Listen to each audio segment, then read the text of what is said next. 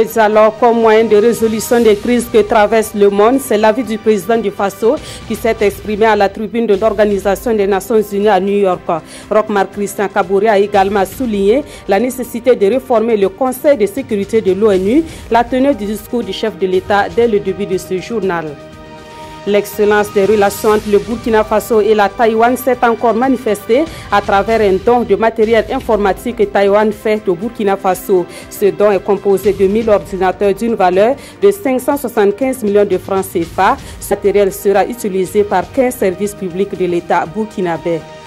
La politique énergétique du Burkina Faso et des autres pays de la CEDEAO est résolument tournée vers le solaire. L'institution communautaire encourage cette politique à travers un projet d'appui à l'entrepreneuriat dans les énergies renouvelables. Les experts du domaine sont à Ouagadougou pour se familiariser avec le contenu du dit projet. Actualité à l'étranger, le Gabon est toujours suspendu à la décision du Conseil constitutionnel. La plus haute instance juridique de ce pays a une lourde responsabilité, celle de dire si oui ou non Ali Bongo a été réélu le 27 août dernier. Bonsoir, merci de suivre le 20h de la RTB.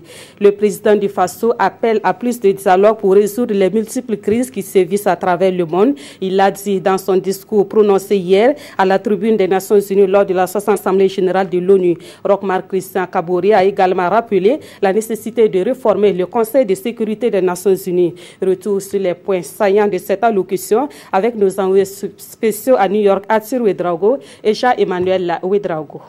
Discours à la tribune des Nations. C'est une première pour le président Roch-Marc Christian Kabore.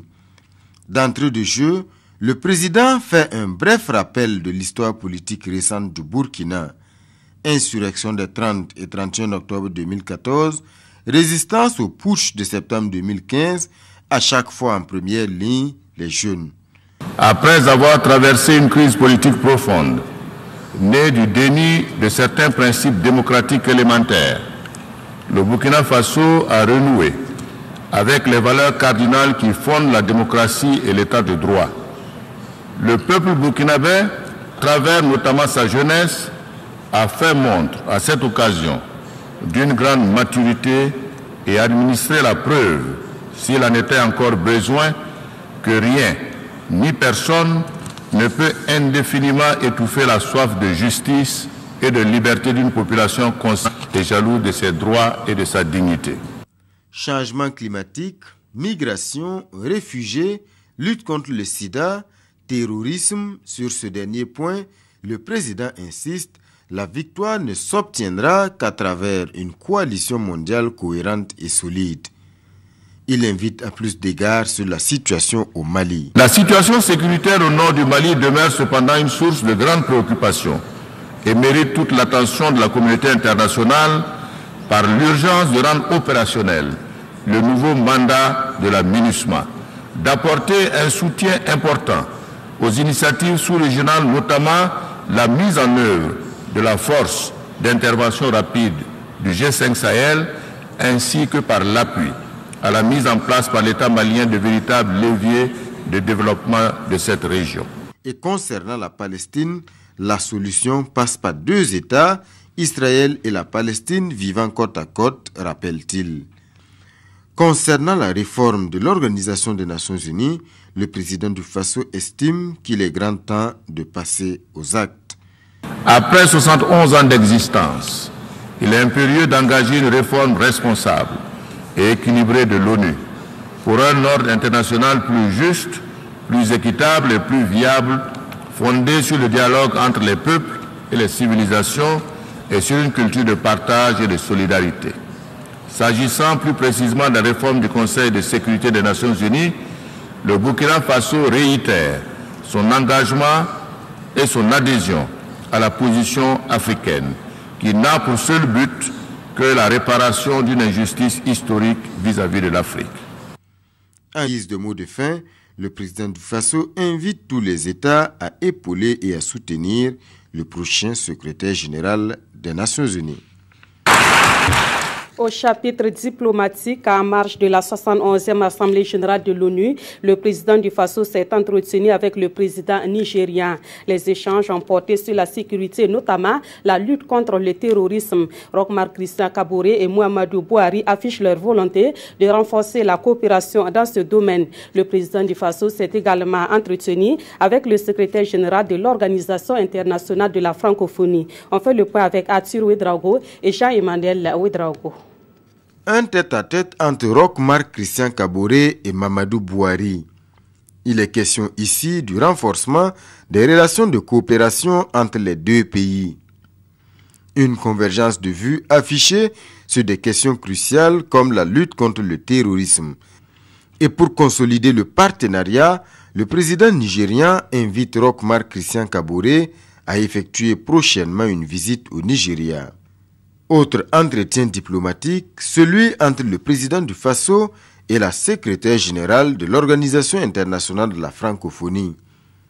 Michael Jean apporte son soutien au Burkina Faso après les épreuves politiques que le pays a vécues.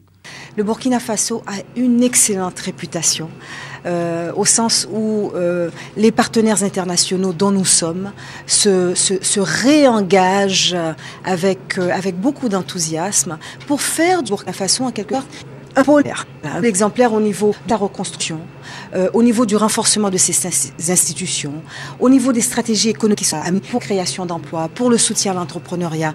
Le Burkina Faso, sachez-le, presque en pôle position, je dirais, pour ce qui est de sa bonne conduite. Et ça, je pense que les Burkinabés peuvent s'en enorgueillir.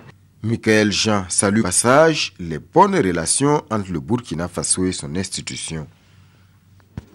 Sur place au Burkina Faso, la coopération entre la Chine, Taïwan et le Burkina Faso se porte bien. Cette coopération s'est encore matérialisée par ce don de 1000 ordinateurs au Burkina Faso. Des ordinateurs dont la valeur est estimée à 575 millions de francs CFA. Ce geste de la Chine-Taïwan s'inscrit dans le cadre du projet dénommé Appui en équipement informatique et réduction de la fracture numérique. Sur la cérémonie de remise du don, le reportage de Moussa Ouedraogo et Draman Guéné. Cette pile de 1000 ordinateurs de bureau est ici mise au ministère au nom d'une structure publique burkinabé. Cet don dont le montant est estimé à 575 millions de francs CFA. 1000 ordinateurs qui sont ventilés au niveau de plusieurs ministères et nous ne pouvons qu'être fiers et nous dire que petit à petit, véritablement, nous allons rattraper notre retard en ce qui concerne l'utilisation de l'outil informatique au Burkina. La Chine-Taïwan ne compte pas s'arrêter là. Elle promet reconduire le avec une augmentation substantielle du budget pour les 2 années à venir. Nous espérons que l'efficacité de l'État Burkina Faso va être encore meilleure. Et donc, ensemble, entre le Taïwan, je pense pouvoir satisfaire la population du pays. À travers le projet uniquement for de l'Amérique, la Chine-Taïwan a déjà doté la nation burkinabé de 3400 ordinateurs. L'île de Formose intervient aussi dans les domaines professionnels de la santé, de l'agriculture et de l'énergie solaire. En actualité politique, pour le progrès, ces journées parlementaires depuis le 21 septembre à Léo. Les députés de ce groupe amènent la réflexion sur la réduction du chômage. Il s'agit pour eux de décider de leur contribution pour résoudre la problématique de l'emploi au Burkina Faso. À ces journées parlementaires du MPP, d'autres sujets que le 2007 seront également abordés. Oscar Soulama, RNI. Les petits groupes pour le MPP séjournent actuellement à Léo pour leur deuxième journée parlementaire. Les journées qui s'ouvrent sur cette place publique située au cœur de Soteli. Pour tenir cette deuxième journée parlementaire, le groupe MPP entend rassembler de l'intégralité, le sens de l'honneur, le courage et le revue de justice ont nourri et entretenu les sans-actes valeureux de notre peuple contre les velléités montées de certains politiciens au placard et méchants. Des élections durant ces journées, une question préoccupante de leur politique, la loi Burkina.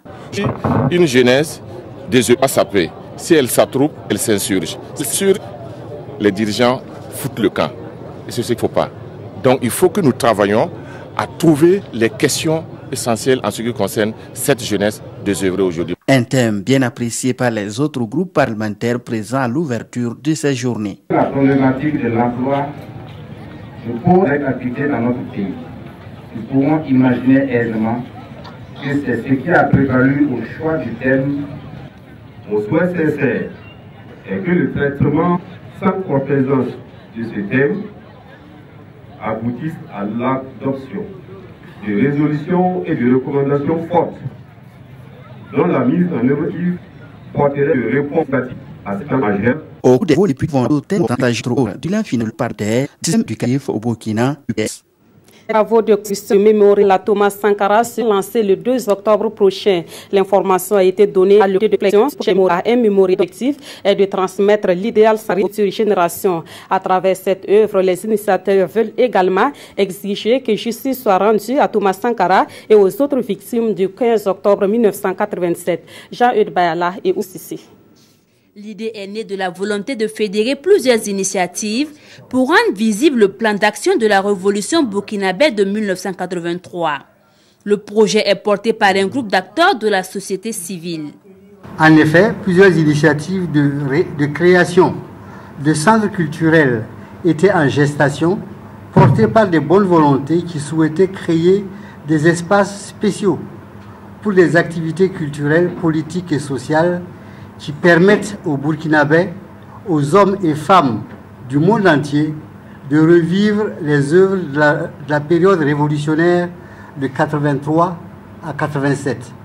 Le 2 octobre 2016, un symposium de la jeunesse sur le thème « Transmission du flambeau de la révolution à la jeunesse » est prévu à Ouagadougou. Et une fois que le mémorial est réalisé, l'objectif pour nous, c'est que ce soit un espace qui fasse revivre les temps forts de la révolution, qui fasse connaître davantage le travail de Sankara, sa dimension sociale, politique, économique. Venu représenter le gouvernement, Tahirou Barry, ministre de la Culture, a confirmé l'accompagnement de l'État burkinabé à la tenue de cet événement, voulu comme lieu de souvenir. Notons que des démarches sont en cours pour obtenir le site du Conseil de l'Entente comme lieu principal pour ériger le mémorial.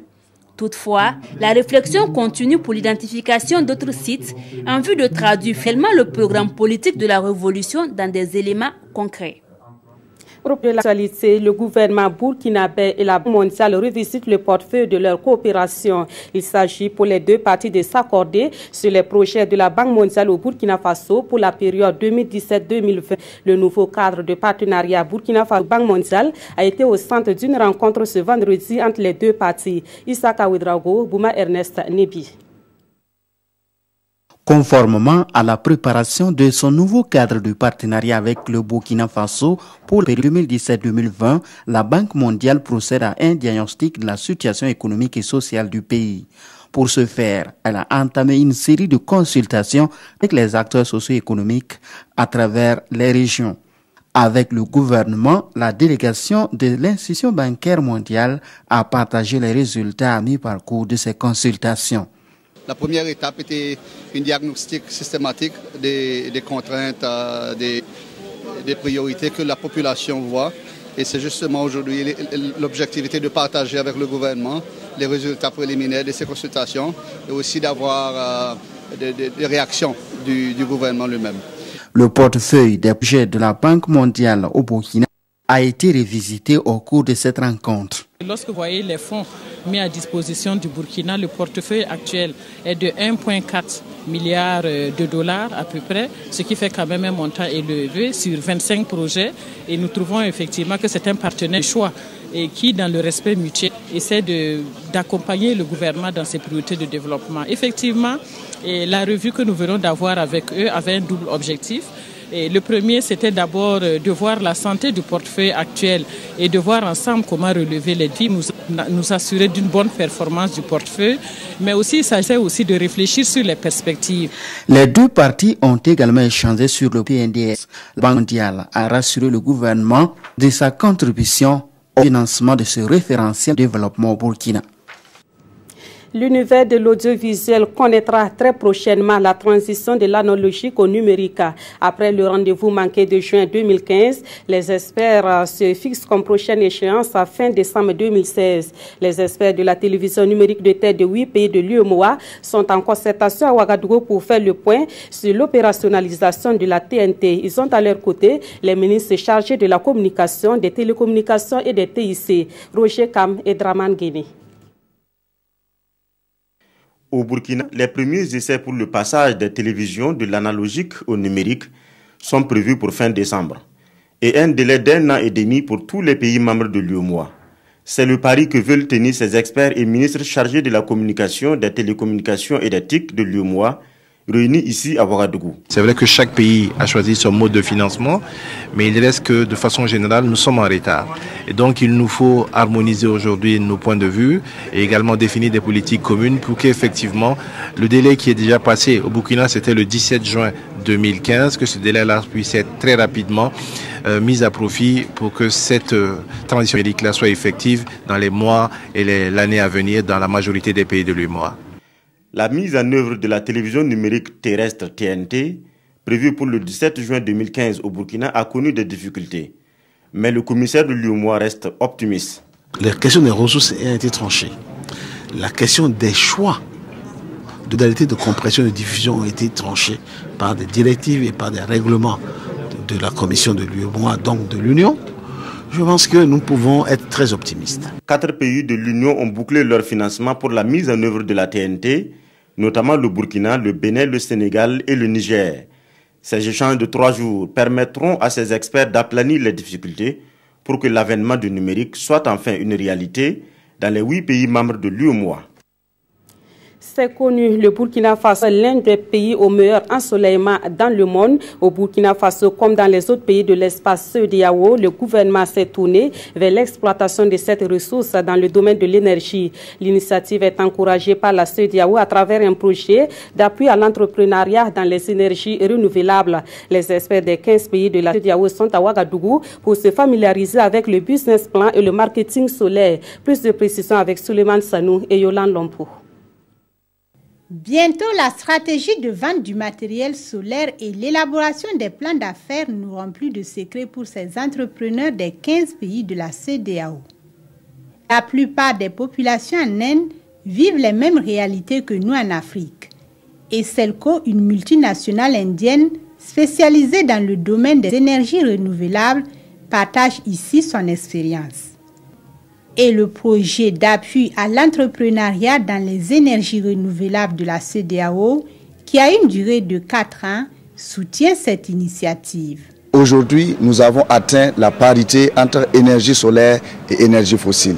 La CEDEAO aussi a pris un engagement de faire de telle sorte que tous les pays puissent résolument se tourner vers l'énergie renouvelable. Ce projet a pour objectif de soutenir tous les entrepreneurs qui sont dans l'économie et faire de telle sorte que les entrepreneurs du solaire puissent asseoir des entreprises qui sont viables et des entreprises qui vont les permettre donc de faire du business et de réussir, parce qu'on ne peut pas aller vers une industrie du solaire sans avoir des entreprises qui sont compétentes et des entreprises qui font du bénéfice sur le marché. De retour dans leurs pays respectifs, ces hommes et femmes deviendront des mentors et pourront vulgariser cette technologie.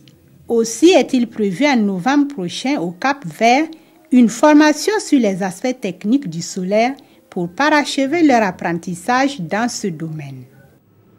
Dans l'actualité également, la semaine des activités minières d'Afrique de l'Ouest bat son plein dans la capitale burkinabé. Et à cette première édition de la SAMAO, les entreprises n'ont pas marchandé leur participation. Elles donnent à voir leurs produits et leur savoir-faire au public et aux potentiels acheteurs. Ces entreprises viennent non seulement du Burkina, mais aussi des pays miniers voisins. Zoom sur les expositions à la SAMAO avec Adama Guiti et Omar Zombri.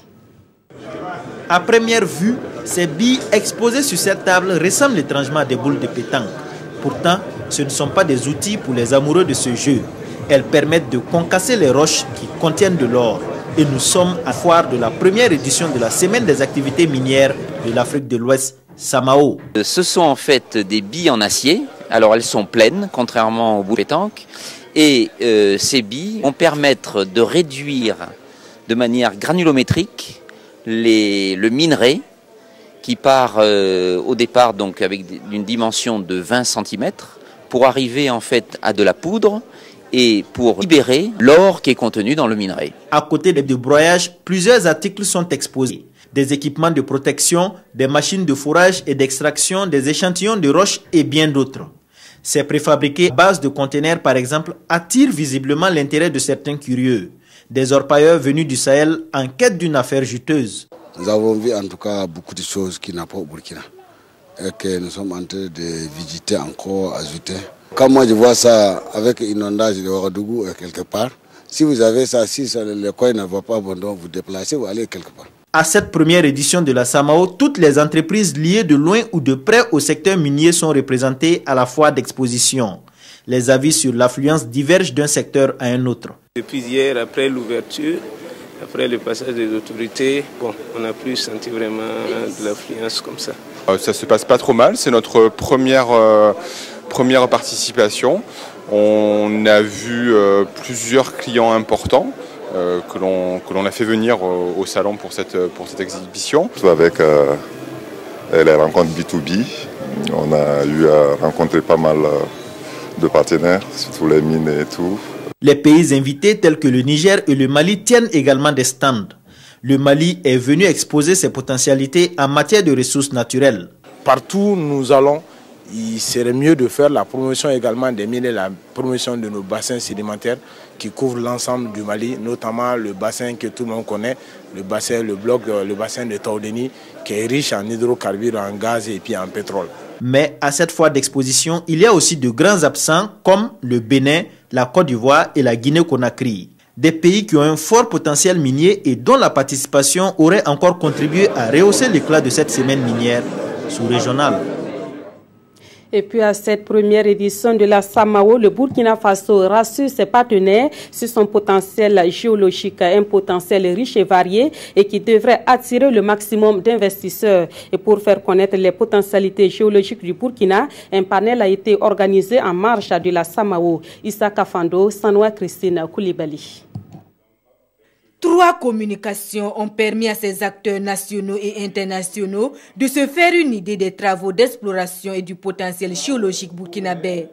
Un potentiel riche et varié. D'une manière générale, c'est qu'il y a encore de la recherche à faire, mais évidemment qu'il y a des potentialités minières. Si on veut développer le secteur minier, on peut toujours rechercher.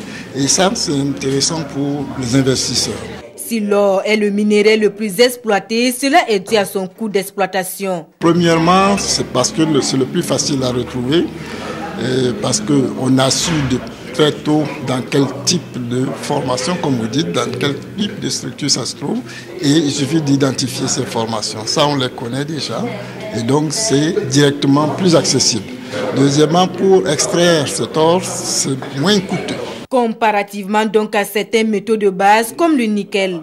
Plutôt que d'attendre l'épuisement des réserves d'or, le professeur Lompo suggère aux décideurs de songer à des pistes d'exploitation de ces gisements. Des gisements qui demandent plus d'investissement mais dont l'exploitation pourrait améliorer la contribution du secteur minier au développement économique et social.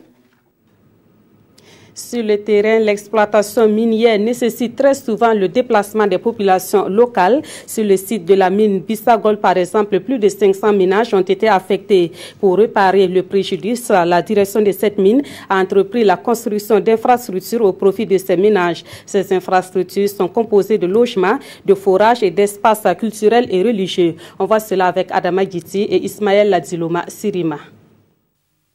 Ces bâtiments, construits entièrement par la mine Bissa Gold, sont destinés aux populations de Bouli. Ils reçoivent ici les clés de leur nouveau logement, car les anciens ont été engloutis par les travaux d'agrandissement de la mine.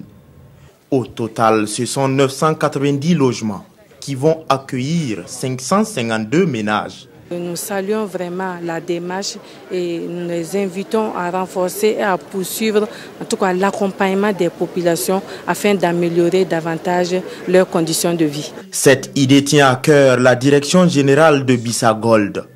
Elle prévoit bâtir au profit des populations de Bouli des écoles, des terrains de sport, des espaces de culte ainsi que 16 forages. Le principe, c'est en continu, parce que nous avons commencé justement le processus et nous pensons que les premiers sont en train de se déménager. Nous sommes en train de boucler avec tous les entrepreneurs pour que justement tous les marchés octroyés puissent être en tout cas bouclés dans les jours à venir. Mais le coût s'élève autour de 6 millions de dollars pour la reconstruction justement de ces logements.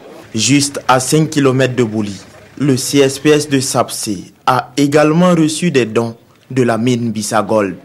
Ce centre de santé s'est vu doté d'une salle de consultation, d'une salle d'hospitalisation, ainsi que d'une ambulance. Autre point de l'actualité, et on s'intéresse à un phénomène qui menace sérieusement le système éducatif. Il s'agit de la prolifération des points de vente de cigarettes aux alentours des établissements scolaires. Cela expose davantage les écoliers burkinabés à la consommation de ce produit dont les effets nocifs ne sont plus à démontrer. L'Association Afrique de lutte contre le tabac et l'Alliance pour le contrôle du tabac ont mené une étude sur le sujet. Le rapport de cette étude a été présenté hier à la presse. Des précisions avec Mouni Kéri. Du tabac, un phénomène qui a la peau dure au Burkina. De plus en plus d'élèves fument la cigarette dans les établissements scolaires, une situation que l'ACONTA, l'Association africaine de lutte contre le tabac, dénonce. L'industrie du tabac, bien que consciente des conséquences dévastatrices de la consommation du tabac, continue de cibler les enfants car elle est plus préoccupée par les bénéfices que par la santé publique. Elle le fait à travers l'utilisation fréquente de multiples stratégies, telles que le marketing, la publicité et la promotion du tabac autour des écoles, favorisant ainsi l'expérimentation et la dépendance au tabac chez les enfants. Malgré les multiples campagnes de sensibilisation sur les méfaits du tabac, c'est un tableau sombre qui a été présenté au cours de cette conférence de presse. Et l'association indexe l'irresponsabilité de certains parents d'élèves et la proximité des écoles des points de vente du tabac. Il y avait au total 148 points de vente de produits de tabac dans un rayon de 100 mètres autour des 16 écoles enquêtées, soit une moyenne de 9 par école. 81% des écoles enquêtées ont des points de vente très proches et visibles depuis leur portail. Afin de mettre un terme à ce phénomène, l'ACONTA demande aux autorités burkinabées d'interdire la vente du tabac autour des établissements scolaires et d'introduire dans une loi l'affichage de la mention « vente interdite aux mineurs ». Un mot de l'actualité à l'étranger. Le Gabon attend la décision de la Cour constitutionnelle qui doit valider ou non la réélection d'Ali Bongo. Une audience publique a eu lieu hier à la plus haute instance du pays pour examiner le recours de l'opposant Jean Ping. Course à l'approvisionnement à Libreville dans une capitale sous haute tension, quadrillée par les forces de sécurité. Dans l'attente du verdict de la Cour constitutionnelle prévu ce vendredi ou samedi, c'est tout le Gabon qui retient son souffle. Qui de Jean Ping et d'Ali Bongo sera in fine déclaré vainqueur de la présidentielle gabonaise? La question ne rassure pas les Gabonais qui craignent de nouvelles éruptions de violence. Le droit pourra-t-il empêcher ce petit pays d'1,8 million habitants de connaître le scénario du pire? La question prend tout son sens au regard du traumatisme encore vivace, des morts, des pillages et des arrestations par centaines, consécutifs à la proclamation de la victoire d'Ali Bongo le 31 août dernier. Une audience publique de la Cour constitutionnelle tenue hier à Libreville a permis d'entendre toutes les parties. Les rapporteurs, les avocats de Ping et ceux d'Ali, la présidente de la Cour, Marie-Madeleine Boranso, est sur la sellette.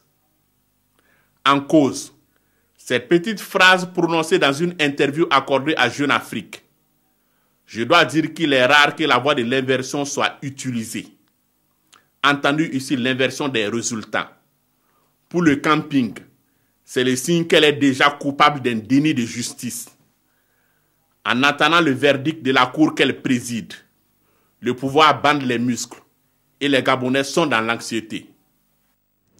Voilà, c'était donc un récit signé Jérémy Koulibaly. On revient au Burkina Faso pour la revue de presse de ce journal. Les parutions de ce vendredi se sont justement intéressées à la situation politique au Gabon. En page nationale, les journaux relaient les conclusions de la rencontre entre le gouvernement et les parents des victimes du putsch de 2015 et de l'insurrection populaire de 2014. Les détails avec Aimé Solange Guigma. Les violons sont désormais accordés. C'est en ces termes que les quotidiens du jour, notamment Sidoya, annoncent la rencontre entre le Premier ministre et les parents des victimes de l'insurrection populaire et du putsch manqué. Une rencontre qui met fin à la cacophonie, entendue lors de la commémoration du premier anniversaire du putsch, rappelle le pays. Un malentendu qui est réglé, écrit aujourd'hui au Faso, et pour preuve, rapporte le pays, Victor Poilambou, porte-parole des blessés et des parents des victimes, a rassuré que tout est rentré dans l'ordre en ce qui concerne cette mésentente. Autre objectif de cette rencontre, discuter des problèmes relatifs à la prise en charge des blessés et des orphelins et à l'indemnisation des familles. Des solutions ont été trouvées et bientôt, des blessés seront évacués en Tunisie, précise le pays. L'autre centre d'intérêt des journaux, c'est la situation politique au Gabon. Le verdict de la Cour constitutionnelle est attendu pour ce 23 septembre. Une attente qui se fait sur fond de menaces, explique le pays qui poursuit. Le gouvernement du Gabon, à travers une conférence de presse, fait planer la menace d'un déluge de feu sur la tête des opposants en cas de trouble, poursuit le pays. Le verbe de la conférence était véhément et le message on ne peut plus clair, explique l'observateur Palga qui poursuit. Si Jinping franchit la ligne rouge et qu'il y a des violences, il en répondra personnellement, rapportant ainsi les propos de la conférence. Le ton est donné, reprend ce journal, car à travers ces propos, les conférenciers ont livré un scoop comme s'ils connaissaient à l'avance ce qui sortirait aujourd'hui des urnes.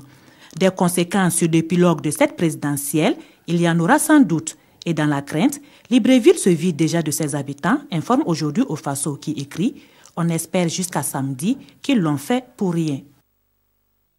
Et c'est la fin de ce journal sur la RTB. Merci de l'avoir suivi. Excellente soirée à toutes et à tous.